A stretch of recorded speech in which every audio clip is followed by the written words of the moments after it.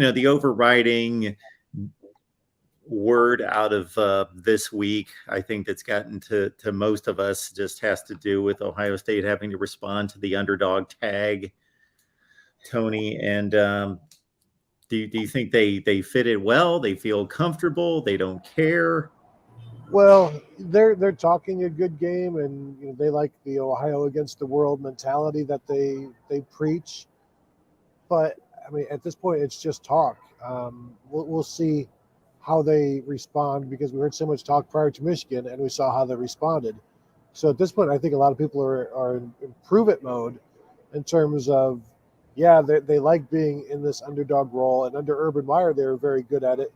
Ryan Day, the last couple of times, they won one by 3 touchdowns and lost one by 3 touchdowns or whatever. So maybe this is the rubber match in terms of the last 3 times they've been an underdog. But they're saying the right things, and I guess that's fine. I think it comes down more to just doing what you do and executing, and the motivational stuff, I'm kind of over it right now. Yeah, it's the whole 1-2 thing. I take them at face value when they say they want to be here. And I think the sting of losing to Michigan, it was 32 days ago now, is probably gone for these players. And I think it was really interesting. I was sitting behind one of the bowl media people, and Clay Hall, the news director from Channel 6 in Columbus, asked a question about,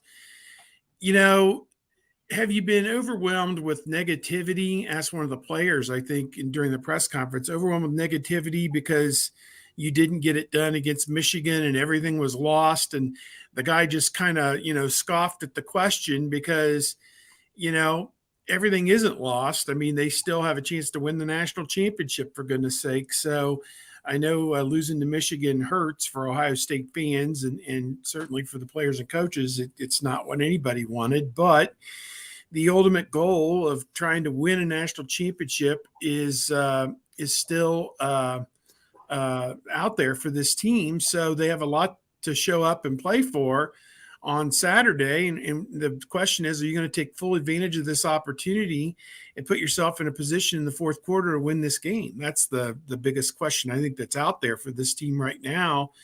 And I posted the video with Coach Knowles here this morning, and a story to accompany that with a lot of what he had to say. And people on our message board were kind of like, the defense doesn't concern me. And that is interesting to say, because they gave up 5 touchdowns of 45 yards or longer in their very last game, over 500 yards to Michigan.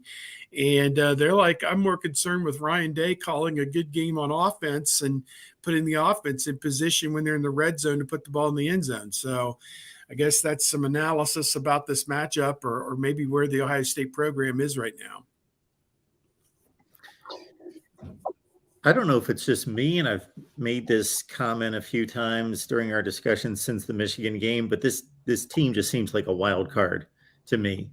Like, I know what I'm going to get out of Georgia. I know what I'm going to get out of Michigan. I even think I know what I'm going to get out of TCU more so than Ohio State. And that could work to the positive or to the negative. I just can't remember.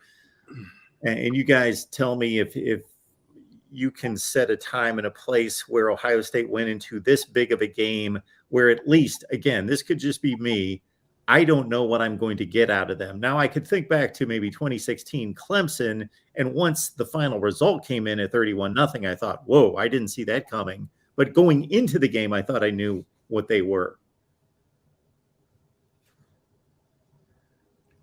Yeah, I mean, there are a lot of different outcomes that could come out of this. I mean, I guess truly win or lose, but I mean, I just don't know what to expect. And I'm supposed to sit down and write my prediction here in the next day or so for Buckeye Huddle.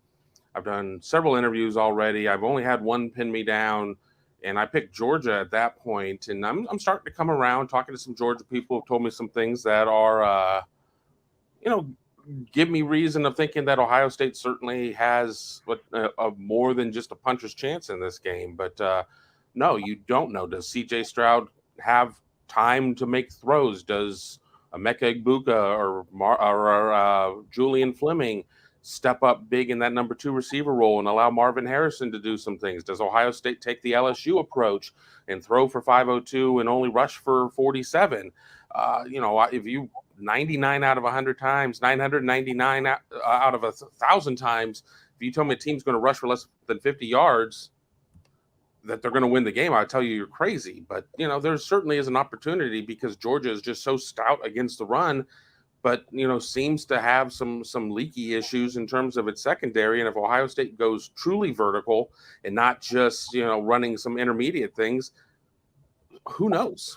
So I'm still a little torn on my decision at this point. I'm going to have to do some reflection and soul searching over beers tonight and probably write in the morning.